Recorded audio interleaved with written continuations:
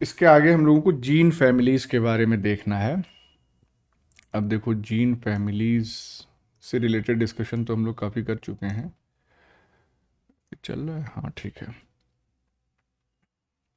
तो gene family क्या है, जैसे हमने बताया कैसे इवोल्यूशन हुआ जीन फैमिली का, म्यूटेशन से एक्युमुलेट होते गए और बेनिफिशियल हो गए वो म्यूटेशन, उसके बाद डाइवर्जेंस हुआ जीन में, तो जीन फैमिलीज तैयार हुई। तो ये क्या है, सेट ऑफ जीन्स है, और इन जीन्स की सीक्वेंस होमोलोगस होगी, मतलब सिमिलैरिटी होगी। और ये जो सेट ऑफ जीन्स हैं, ये कहाँ से डिसेंड कर रही हैं, from a common ancestral gene. ये तो हमने देख ही लिया था जीन ड्यूप्लीकेशन के प्रोसेस में। तो ये हो गई जीन फैमिली। अब इस जीन फैमिली के जो मेंबर्स हैं, लोकेशन के हिसाब से वो दो टाइप के हो सकते हैं। या तो वो एक साथ क्लस्टर के फॉर्म में हो, झुंड के फॉर्म में हो, या फिर वो अलग अलग क्रोमोसोम्स पे डिस्पर्स्ड हों।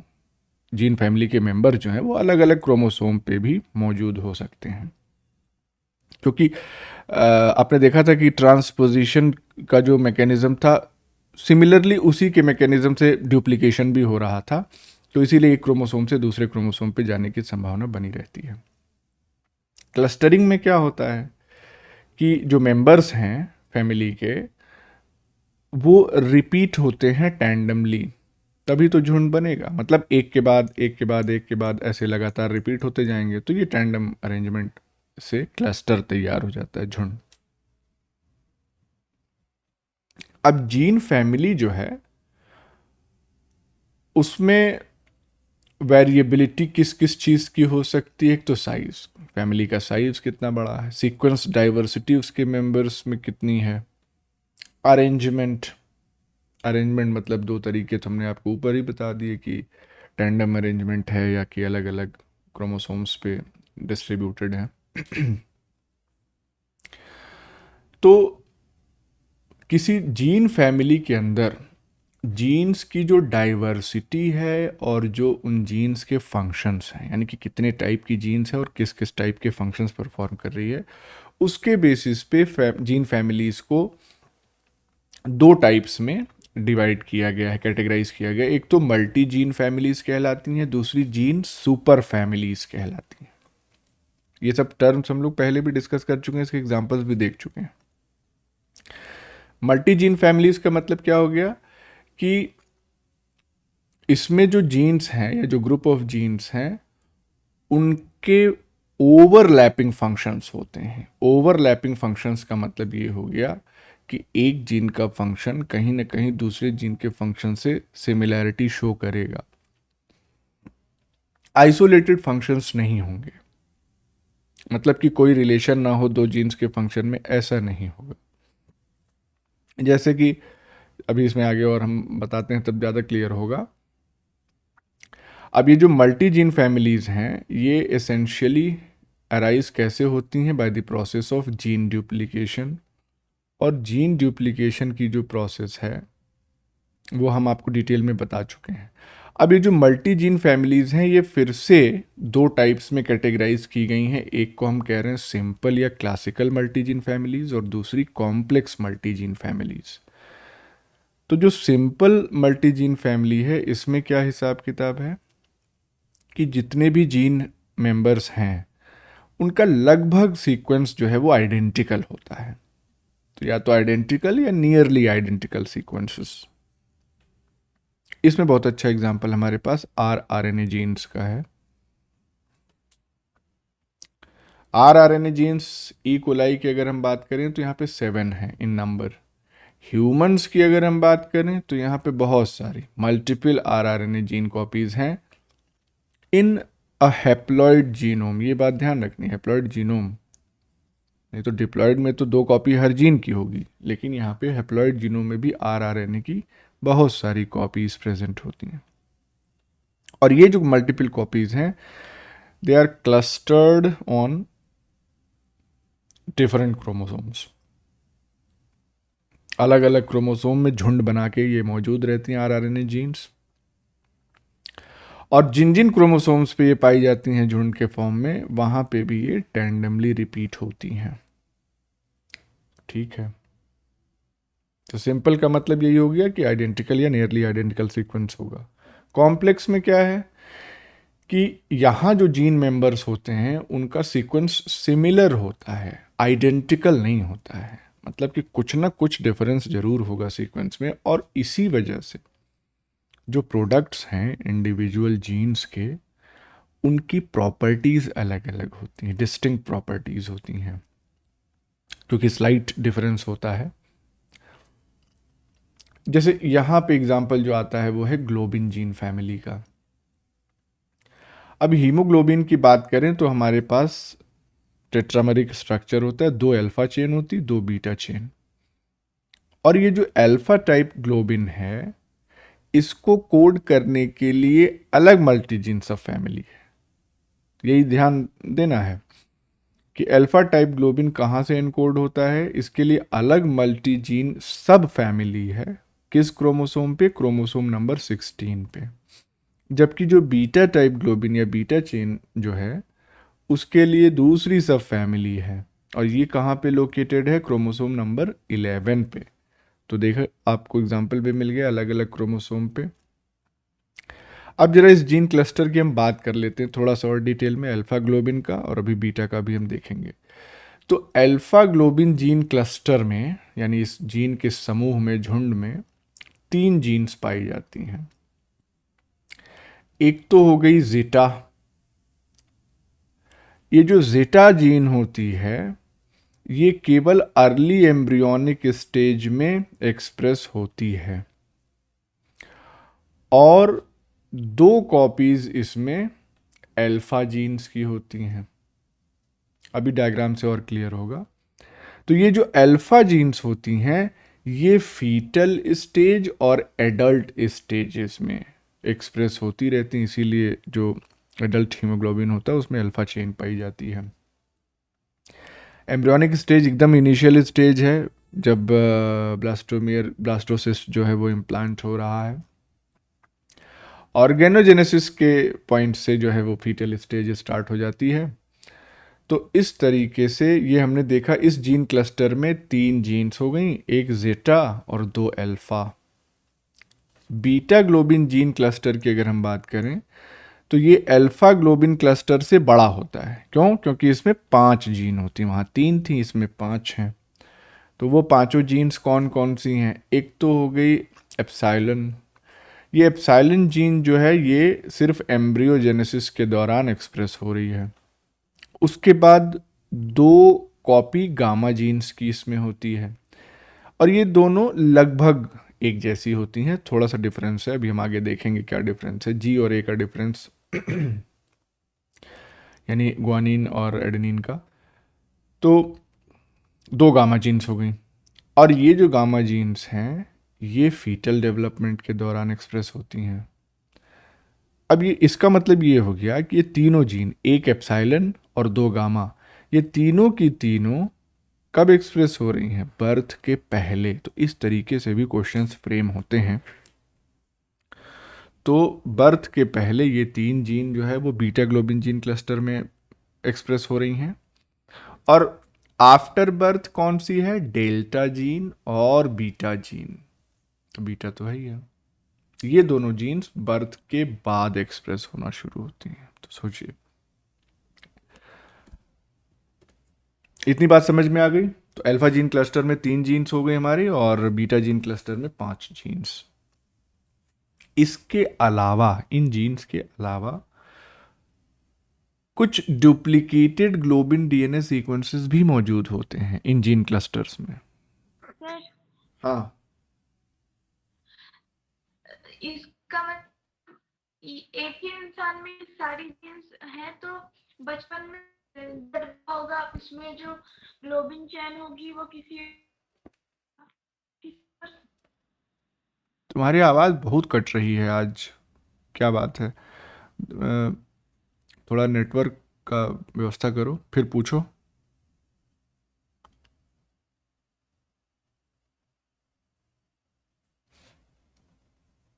चलो अभी फिर से पूछना है इसको, हम अभी एक बार और इसको डायग्रामेटिकली एक्सप्लेन कर दें। सर, हाँ अब आ रही है मेरी आवाज? हाँ हाँ, आ रही है, बोलो। मतलब कह रहे हैं कि ये जब हम लोग छोटे थे तो हम्म ग्लोबिन प्रोटीन किसी और सब यूनिट की बनी थी, जैसे कि उसमें बीटा और अल्फा नहीं थे, कुछ और भी था, एप्सिलॉन या ऐसा कुछ, और अब कुछ और है। जब तुम छोटी थी मतलब, छोटी मतलब अभी पैदा भी नहीं हुई फीटल थी। फीटल स्टेज में या फिर हाँ हाँ हाँ ऐसे। एग्जैक्टली हाँ। उसका उसका भी पर्पस है, उसका पर्पस क्या है ना, कि ये जो जेटा चेन है या ये जो एप्सिलॉन गामा चेन्स हैं बीटा की अगर हम बात करें, इनकी ऑक्सीजन बाइंडिंग और ऑक्सीजन रिलीज कैपेसिटी जो है वो बड़ी फास्ट होती, बड़ी फ्रिक्वेंट होती। हाँ, तो कारण ये है क्योंकि एम्ब्रियोनिक स्टेज में अब मदर के ब्लड में जो ऑक्सीजन मौजूद है, मदर के हीमोग्लोबिन से, और जो फीटल डेवलपमेंट हो रहा है उसको लेना है, बाहर से थोड़ी उसको लेना है। लंग्स वंग्स उसके कहाँ उस समय फंक्शनल होंगे। तो इसका मतलब ये है कि इन चेन्स की एफिनिटी हीमोग्लोबिन की नॉर्मल अल्फा और बीटा चेन की एफिनिटी से ज़्यादा होनी चाहिए, तभी तो वो ले पाएगा। नहीं तो हीमोग्लोबिन में भी नॉर्मल और नॉर्मल हीमोग्लोबिन उस फीटस में भी है, तो वो एक्सचेंज कैसे होगा।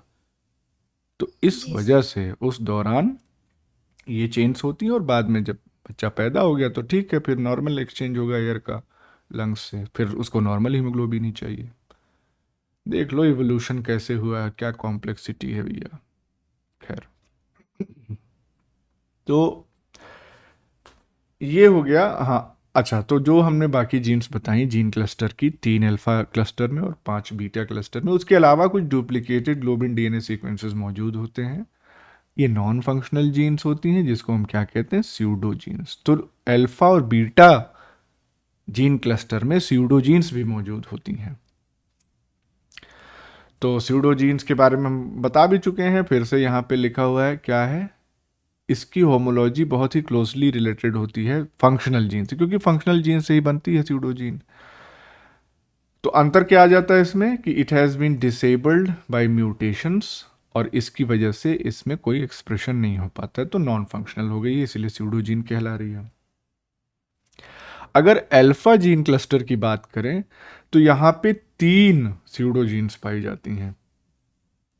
3 इसकी जीन्स भी हैं अल्फा जीन क्लस्टर में, जेटा और 2 अल्फा, और 3 ही जीन्स भी इसमें पाई जा रही हैं। और उसको कैसे कहते हैं, साई जेटा, साई अल्फा 2, साई अल्फा 1, ये तीनों जीन्स मौजूद हैं अल्फा जीन क्लस्टर में। बीटा जीन क्लस्टर में सिर्फ एक जीन पाई जाती है जिसको हम कहते हैं साई बीटा 1। अब आप यहाँ पे इस जीन क्लस्टर को देख लीजिए। हमने पहले ही बताया कि अल्फा जीन क्लस्टर जो है वो अल्फा ग्लोबिन जीन क्लस्टर, ये मौजूद होता है क्रोमोसोम नंबर 16 पे। तो कैसे अरेंज्ड है, तो ये देखो, ये जेटा जीन हो गई, ये अल्फा 2 हो गई, और ये अल्फा 1। तो ये तो हो गई हमारी फंक्शनल जो 3 थी। और ये जो साई वाली है, साई जेटा, साई अल्फा 2, साई अल्फा 1, ये तीनों क्या हो गई, स्यूडो जीन्स हो गई। इसी तरह बीटा ग्लोबिन जीन क्लस्टर कहाँ पे लोकेटेड है, क्रोमोसोम 11 पे। तो यहाँ पे जो फंक्शनल थी वो 5 थी, कौन कौन सी हो गई, एक तो एप्सिलॉन गामा की 2 कॉपी जिसको हम जी गामा और ए गामा कह रहे हैं, फिर डेल्टा और बीटा, तो ये 5 हो गई। ये पांचों क्या है, फंक्शनल, अलग अलग स्टेजेस ऑफ द लाइफ में। और ये जो बची साई बीटा 1, ये हो गई स्यूडोजीन। तो इस तरीके से इसका लीनियर अरेंजमेंट भी हमको क्लियर हो गया कि कैसे अरेंज्ड हैं ये क्रोमोसोम्स पे। तो अब ये जी गामा और ए गामा क्या है, इसका पॉइंट हम आपको बता दे रहे हैं। देखिए, जी गामा ए गामा जो है वो जाहिर सी बात है डुप्लीकेटेड जीन्स ही हैं दोनों, कहीं ना कहीं शुरुआत में एक सिंगल जीन रही होगी गामा, जो बाद में डुप्लीकेट होके इस तरह से 2 कॉपीज़ में कन्वर्ट हो गई। अब ये जो दोनों हैं, इनके द्वारा जो पॉलीपेप्टाइड्स इनकोड किए जाते हैं उनमें डिफरेंस क्या होता है, जी गामा वाला में 136वीं पोजीशन पे ग्लाइसिन होता है, और ए गामा वाले पॉलीपेप्टाइड में 136वीं पोजीशन पे एलेनिन होता है, बस। तो इसीलिए जी फॉर ग्लाइसिन और ए फॉर एलेनिन, तो जी गामा ए गामा कह दिया। आई बात समझ में, कोई कंफ्यूजन तो नहीं है। नहीं सर। हम्म अब होमोलोगस जीन्स की जरा बात कर लेते हैं। तो होमोलोगस जीन्स, अब होमोलोगस है तो जाहिर सी बात है इनकी कॉमन एवोल्यूशनरी एंसेस्ट्री होगी, एक ही जीन से डिराइव हो रहे होंगे ये।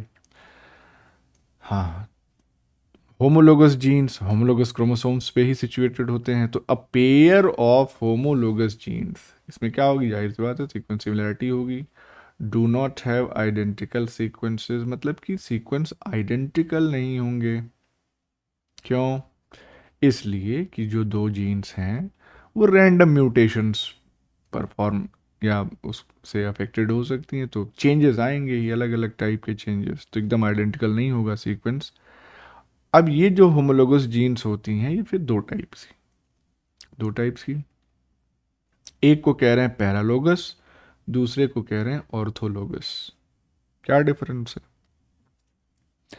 पैरालोगस जीन्स जो होती हैं वो ऐसी होमोलोगस जीन्स हैं, HG फॉर होमोलोगस जीन्स। तो पैरालोगस जीन्स ऐसी होमोलोगस जीन्स हैं which are present in same organism, एक ही ऑर्गेनिज्म में प्रेजेंट होंगी। और ये कैसे अराइज हुई हैं? वही simple method of duplication and divergence. Example से ही समझ में आएगा ज़्यादा सही। जैसे मायोग्लोबिन मसल में पाई जा रही है और बीटा ग्लोबिन जो कि हीमोग्लोबिन का पार्ट है, ये दोनों जो जीन्स हैं ये ह्यूमंस में, ह्यूमन एक ही इंडिविजुअल में हम ले रहे हैं, तो ये दोनों क्या हो गई? पैरालोगस जीन्स। ऑर्थोलोगस की अगर हम बात करें तो ये भी होमोलोगस जीन्स हैं, लेकिन ये अलग अलग ऑर्गेनिजम्स में पाई जाती हैं। और ये कैसे अराइज हुई? स्पेसिएशन और डाइवर्जेंस से नई स्पीशीज का निर्माण हुआ, तो जीन्स भी सेपरेट हुई और धीरे धीरे म्यूटेशन और अदर इवोल्यूशनरी प्रेशर्स की वजह से या इवेंट्स की वजह से डाइवर्ज हो गई। तो इसमें एग्जाम्पल क्या आता है ऑर्थोलॉगस में? इसमें एग्जाम्पल आता है मायोग्लोबिन जीन। एक ही टाइप की एक ही जीन लेंगे लेकिन अलग अलग ऑर्गेनिज्म में, ह्यूमंस और चिंपांजी। तो मायोग्लोबिन जीन्स ह्यूमंस की, मायोग्लोबिन जीन्स चिंपांजी की, इसमें कुछ डिफरेंस होगा। यहाँ मायोग्लोबिन और बीटा ग्लोबिन दो अलग अलग जीन्स ली सेम ऑर्गेनिज्म में, यहाँ एक ही जीन ली दो अलग अलग ऑर्गेनिज्म में। तो ये हो गया ऑर्थोलॉगस और पहला वाला पैरालोगस। अब इसमें इस तरह से इस डायग्राम को समझाया है, मतलब वही है। यहाँ पे देखिए क्या है, जीन ए थी, ये स्पेसिएशन हो रहा है तो यानी अलग अलग ऑर्गेनिज्म में डाइवर्ज होके डुप्लीकेट होके चली गई, A1 हो गई, A2 हो गई। यहाँ जीन ए है, यहाँ gene duplication divergence same organism में हो रहा है, तो A1 भी इसी में है, A2 भी इसी में है, तो ये हो गई हमारी पैरालोगस। ठीक, तो A1 A2 यहाँ ऑर्थोलॉग्स हैं, यहाँ पे पैरालॉग्स। ये टर्म याद रखना चाहिए, मेन चीज़ ये है, तो पूछ लेता है तो कंफ्यूजन होती है। अब जरा स्यूडोजीन काफ़ी डिस्कस भी कर चुके हैं पहले, लेकिन अब प्रॉपरली डिस्कस कर लेते हैं स्यूडोजीन्स को। तो पहली बात की है नॉन फंक्शनल है, तो या तो अनएक्सप्रेस्ड रहेंगी या फंक्शनलेस रहेंगी। फंक्शनलेस का मतलब कि इनके प्रोडक्ट किसी काम के नहीं होंगे, तो या तो प्रोडक्ट बनेगा ही नहीं या बनेगा तो बेकार होगा। तो ये नॉन फंक्शनल जीन कॉपीज हैं जो कहाँ से डिराइव हो रही हैं? फंक्शनल जीन से। ठीक है, तो सिंपल बातें हैं, सब समझ चुके हैं। ये भी उसका इलेबोरेशन ही है कि इसमें जो सीक्वेंसेस होते हैं they are related to functional genes, लेकिन ये जो सीक्वेंसेस हैं इनको ना तो ट्रांसक्राइब किया जा सकता है ना ट्रांसलेट किया जा सकता है इनटू फंक्शनल पॉलीपेप्टाइड। ट्रांसक्रिप्शन भी हो सकता है, ट्रांसलेशन भी हो सकता है, लेकिन जो पॉलीपेप्टाइड बनेगा वो फंक्शनल नहीं होगा, ये ध्यान रखना है। तो ये ऐसे क्वेश्चन पूछ दे कि क्या इनका ट्रांसक्रिप्शन या ट्रांसलेशन हो सकता है या नहीं, तो आप कहेंगे हो सकता है। फिर तर्क देगा कि जो प्रोडक्ट बनेगा वो फंक्शनल होगा कि नहीं, तो आप कहेंगे नहीं होगा फंक्शनल। तो ये ऐसे पढ़ने में तो लग रहा है कि बड़ा सिंपल है, ये एक लाइन दो तीन लाइन ये पढ़ लिया हमने, अच्छा ही तो नॉर्मल बात कही, लेकिन जब क्वेश्चन बनाएगा ना तो घुमा देगा फिर वहीं। तो इसीलिए आपको हर चीज़ ध्यान से पढ़नी है। So there are a type of evolution. ये हैं क्या बेसिकली, स्यूडोजीन्स क्या हैं? ये इवोल्यूशनरी रिलिक हैं या अवशेष हैं जो किस चीज को डिनोट कर रही हैं, इंडिकेट कर रही हैं? Changing nature of the genome. कि कभी जीन फंक्शनल थी, बाद में डुप्लीकेट हुई तो एक कॉपी नॉन फंक्शनल हो गई। इसका मतलब लगातार चेंज जो है वो हो रहा है। स्यूडोजीन्स अगर आपको खोजनी हो, प्राप्त करनी हो, तो आपको मल्टी जीन फैमिली से संपर्क करना पड़ेगा। मल्टी जीन फैमिलीज हैं, उसमें स्यूडोजीन्स बहुतायत में पाई जाती है। अभी हमने ऊपर एग्जाम्पल देखा alpha gene cluster, beta gene cluster में। अल्फा में 3 टाइप की थी स्यूडोजीन्स और बीटा में 1 टाइप की। अब ये जो स्यूडोजीन्स हैं ये भी 2 डिस्टिंक्ट क्लासेस में कैटेगराइज की गई हैं। एक को हम कहते हैं कन्वेंशनल या नॉन प्रोसेस्ड स्यूडोजीन्स और दूसरी होती हैं प्रोसेस्ड स्यूडोजीन्स। तो इसका क्या मतलब हो गया कि यहाँ कोई प्रोसेसिंग नहीं हो रही, जीन में कोई फेरबदल या कोई और प्रोसेस जो है वो ऐड नहीं की जा रही है। तो इसका मतलब जीन डुप्लीकेट हुई, सिंपली इनएक्टिव हो गई, non functional because of mutations. अब म्यूटेशन कई टाइप के हो सकते हैं, तो पॉइंट म्यूटेशन हो गया, मिसप्लेस्ड स्टॉप कोडॉन्स इधर उधर हो गए, फ्रेम शिफ्ट म्यूटेशन हो गया which is a type of से पॉइंट म्यूटेशन। तो इन म्यूटेशंस की वजह से जीन इनएक्टिव हो गई, बस कोई प्रोसेसिंग इधर उधर से नहीं हो रही है। जैसे एग्जांपल ग्लोबिन स्यूडोजीन्स जो है 4 नंबर में है, साई अल्फा नहीं Sai zeta, Sai alpha 2, Sai alpha 1 और साई बीटा 1, अभी ऊपर हमने बताया है आपको। अब ये जो प्रोसेस्ड नॉन प्रोसेस्ड या क्लासिकल स्यूडोजीन्स हैं, इनको फिर से हम क्लासीफाई कर सकते हैं यूनिटरी या डुप्लीकेटेड। तो डुप्लीकेटेड तो हम देखते चले आ रहे हैं। यूनिटरी का मतलब क्या है कि यहाँ जो सिंगल कॉपी पेरेंट जीन है वो भी नॉन फंक्शनल हो, तो ये तो कंप्लीट लॉस ऑफ फंक्शन हो जा रहा है। इसका मतलब ओरिजिनल जीन जो है वो ही नॉन फंक्शनल हो जा रही है। डुप्लीकेटेड में क्या है? डुप्लीकेटेड में तो ऑप्शन था कि एक ओरिजिनल फंक्शन रिटेन कर रही थी और दूसरी जो है वो म्यूटेट हो रही थी, नहीं हो रही थी। 3 जो हमने फेट देखे थे। अब आते हैं जरा प्रोसेस्ड स्यूडोजीन्स पे। तो प्रोसेस स्यूडोजीन्स में कुछ प्रोसेसिंग हो रही होगी। तो यहाँ पे क्या है कि यहाँ जो जीन्स हैं वो रिवर्स ट्रांसक्रिप्शन से तैयार हो रही हैं। तो पहले जो पेरेंट जीन थी, ओरिजिनल जीन, उसने ट्रांसक्राइब करके एक एमआरएनए बनाया, फिर इस एमआरएनए का रिवर्स ट्रांसक्रिप्शन हुआ और उसके बाद रिवर्स ट्रांसक्रिप्शन से जो डीएनए बना, रिवर्स ट्रांसक्राइब डीएनए जो था या सीडीएनए उसको कहते हैं, इस सीडीएनए का रेट्रो ट्रांसपोजिशन या इंटीग्रेशन, समझ रहे हो? अब वो क्या मैकेनिज्म है रेट्रो ट्रांसपोजिशन की, अगला टॉपिक, इसके बाद हम लोग वही ट्रांसपोजोन्स ही पढ़ेंगे। यानी कि एमआरएनए ने डीएनए बनाया, सीडीएनए बनाया, अब डीएनए की ये जो कॉपी है ये कहीं जाके किसी क्रोमोसोम में घुस गई, इंटीग्रेट हो गई। तो जाहिर सी बात है डुप्लीकेट जीन तो हो ही गई वो। अब वो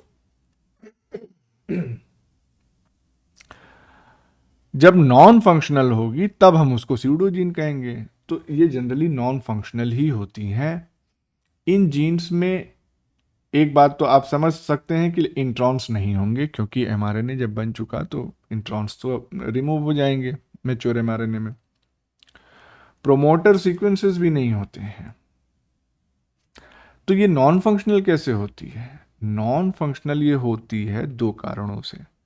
या तो रिवर्स ट्रांसक्रिप्शन के दौरान एरर्स, या जो हम कह रहे हैं कि ये प्रोमोटर सीक्वेंसेस नहीं है, यानी कि जो रेगुलेटरी सीक्वेंस या रेगुलेटरी एलिमेंट होने चाहिए जीन को फंक्शनल रखने के लिए, वो इसमें नहीं मौजूद होते हैं, क्योंकि ये एमआरएनए से बन रही है। ये चंक डीएनए का एमआरएनए से बन, एमआरएनए में थोड़ी रेगुलेटरी सीक्वेंसेस जाते हैं। तो जाहिर सी बात है रेगुलेटरी सीक्वेंस या रेगुलेटरी एलिमेंट्स इसमें नहीं होंगे तो ये फंक्शनल नहीं हो पाएगी। तो ये भी स्यूडोजीन हो गई। तो मैमल्स की अगर हम बात करें तो बहुत ज़्यादा संख्या होती है इन प्रोसेस्ड स्यूडोजीन्स की, हाई नंबर। तो ये भी क्वेश्चन है आपका कि मैमल्स में किस टाइप की स्यूडोजीन्स ज़्यादा पाई जाती हैं, नॉन प्रोसेस्ड, प्रोसेस्ड, दोनों, कोई नहीं, ये वो, तमाम ऑप्शंस बन सकते हैं। तो ये तो हम डायग्राम कल आपको बता चुके थे। ठीक है, ये कंप्लीट हुआ। अब इसके बाद नेक्स्ट टॉपिक पे हम लोग बढ़ते हैं, ह्यूमन न्यूक्लियर जीनोम के बारे में बात करेंगे। तो human genome, simply human genome क्या है, फैक्ट्स हैं यहाँ पे देखिए। ह्यूमंस का जो हैप्लॉइड डीएनए कंटेंट है या जीनोम कंटेंट है वो कितना है, 3.2 इंटू 10⁹ बेस पेयर। आज यही बता रहे थे ना, उसमें हम 3.3 कर दिए थे। खैर, तो ये 3.2 इंटू 10⁹। मेजॉरिटी ऑफ जो पार्ट होता है वो यू क्रोमैटिन का बना होता है। कितना, देखो लगभग 2.9 इंटू 10⁹ बेस पे 2.9, यानी कि बचा हुआ कितना हो जाएगा, 9 3 12 0.3, यस, इतना हिस्सा ही 0.3 इंटू 10⁹, ऑफ कोर्स सिर्फ 0.3 नहीं, इतना है हेट्रोक्रोमेटिन वाला पोर्शन। अब इतने यू क्रोमैटिन पोर्शन में, इतने नंबर ऑफ बेस पेयर्स में लगभग 21,000 प्रोटीन कोडिंग जीन्स पाई जाती हैं। Of course protein coding genes की संख्या कम है as compare to other organisms और स्पीशीज। एवरेज जो साइज है ह्यूमन जीन का वो कितना है, 27 किलो बेस। तो 27 किलो बेस मतलब क्या हो गया, 27 इंटू 10⁻³ बेस, या इसको कह सकते हैं 27, 3 बार 0 बढ़ा दो, 1 2 3, 27,000 बेस हो गया।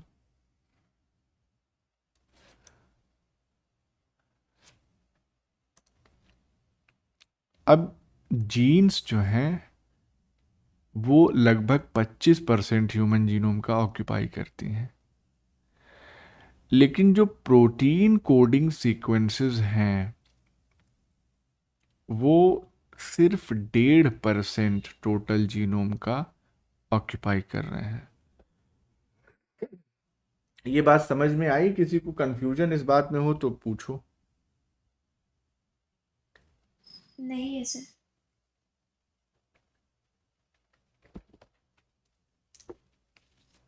इतना बड़ा डिफरेंस क्यों आ रहा है? जीन्स जो है वो 25% ह्यूमन जीनोम का ऑक्यूपाई कर ले रही हैं, लेकिन प्रोटीन कोडिंग सीक्वेंस सिर्फ 1.5% में ही सिमट जा रहा है। क्यों? इंट्रॉन्स होंगे। हाँ सही है, इंट्रॉन्स हैं और दुनिया भर की जो रेगुलेटरी सीक्वेंसेस हैं। प्रोटीन कोडिंग सीक्वेंस को तो हम सिंपली क्या कहते हैं, open reading frame, ORF। Start codon से शुरू हुआ, स्टॉप कोडॉन पे खत्म हुआ, तो वो तो छोटा ही होगा। आप देखो भैया यहाँ पे फीचर्स ह्यूमन जीनोम के दिए हुए हैं। अब ये size of DNA, number of genes, largest gene size ये 2.4 10⁶ बेस पेयर्स। कौन सी होती है सबसे बड़ी जीन ह्यूमंस में? Dystrophin. Dystrophin. Mean gene size ये है 27, वो तो ऊपर देखे। स्मॉलेस्ट नंबर ऑफ एक्सॉन्स पर जीन 1 है, लार्जेस्ट नंबर 178 है। अब ये तुम क्यूरियोसिटी तुमको होनी चाहिए कि किस जीन में एक ही एक्सॉन है, किस जीन में 178 एक्सॉन्स हैं, लार्जेस्ट एक्सॉन साइज ये वो। तो ये सब डेटा है भैया, इस तो देखो रटना पड़ेगा। हमने भी अपने ज़माने में रटा था, अब क्यों रटें, अब रटवाने का काम है हमारा। Human genome project, human genome project देखो, ये बहुत बड़ा प्रोजेक्ट था, $multi-billion प्रोजेक्ट। और ये कोलैबोरेटिव था। कोलैबोरेटिव मतलब कि कई संस्थाएं आपस में आके तब इसको कर पाई। इंटरनेशनल था, गवर्नमेंट, प्राइवेट, स्पॉन्सर्ड, सब तरह की एजेंसीज जो हैं इसमें इन्वॉल्व थी। और पर्पस क्या था ह्यूमन जीनोम प्रोजेक्ट का? To map and sequence the entire human genome.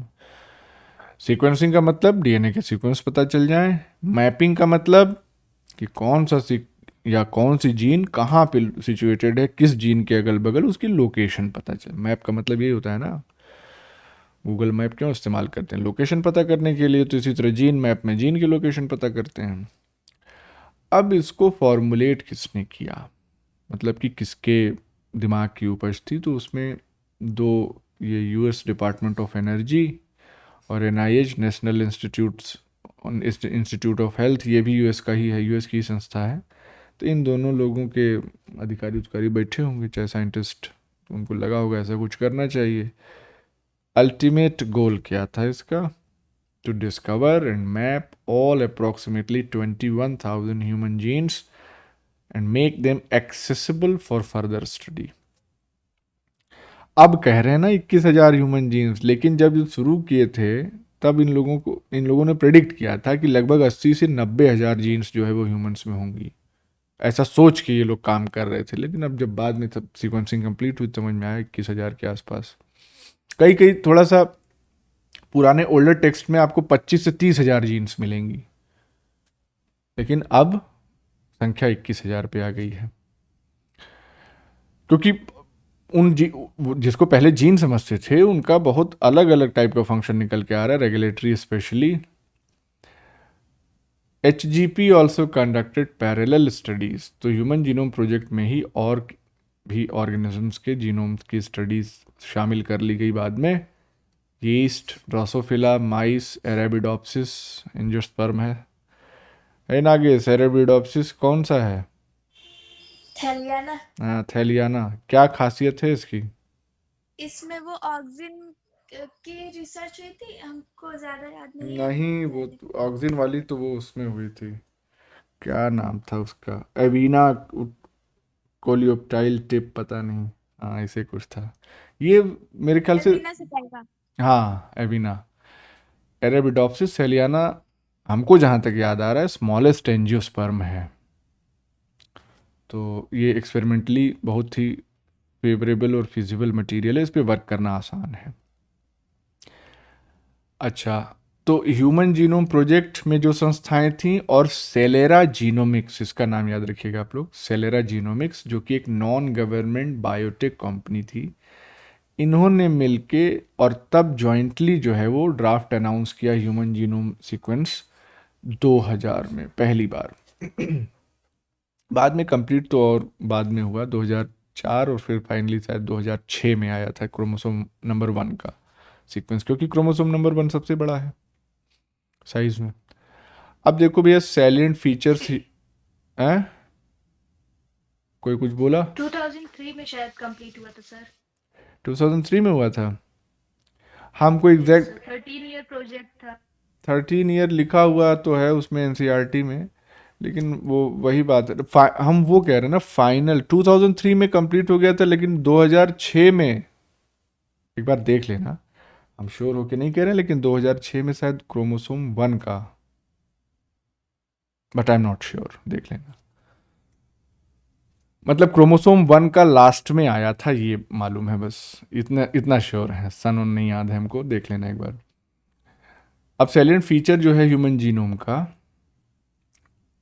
तो वही वही फिर आगे ना 3.2 मेगाबेस पेयर पे हम कह रहे थे काम, 3.2 इंटू 10⁹, तो ये एग्जैक्ट लगभग नंबर दे दिया पॉइंट पॉइंट में निकाल के।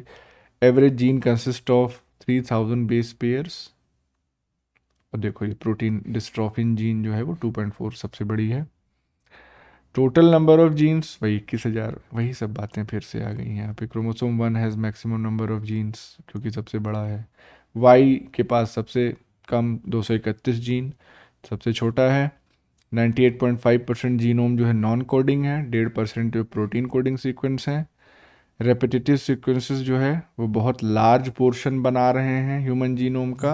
हाँ जी, वाई क्रोमोसोम पे 397 जीन्स हमने पढ़ी है। कहाँ?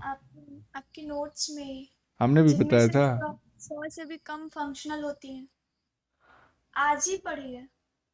अच्छा, भेजना, बता देना हमको कौन सा है, कहाँ कहाँ है, हम तो इसी से पढ़ाते हैं, इसमें भी डेटा वेरी कर रहा है। वो सेक्स डिटर्मिनेशन में है। अच्छा, 397, हाँ 397 कुछ लिखा था, ये जो फाइंडिंग्स है ना, ये ह्यूमन जीनोम प्रोजेक्ट की फाइंडिंग्स हम स्पेसिफिकली बता रहे हैं। बाद में हो सकता है कुछ और पता चला हो तो वो ऐड हुआ हो, उसमें लेटेस्ट फाइंडिंग हो। रेपिटेटिव सीक्वेंस बहुत लार्ज पोर्शन बना रहा है, और इसमें हाईली रेपिटेटिव सीक्वेंसेस जो होते हैं ये लेस देन 10% हैं। ट्रांसपोजेबल एलिमेंट्स या ट्रांसपोजॉन्स जो है 45%। लेकिन ये ऐसा क्यों हो रहा है यार? डेटा तो एक ही होना चाहिए। यीस्ट जीनोम, हाँ, अब आया तुम लोगों का होमवर्क। अब ह्यूमन जीनोम के बारे में तुमने बता दिया।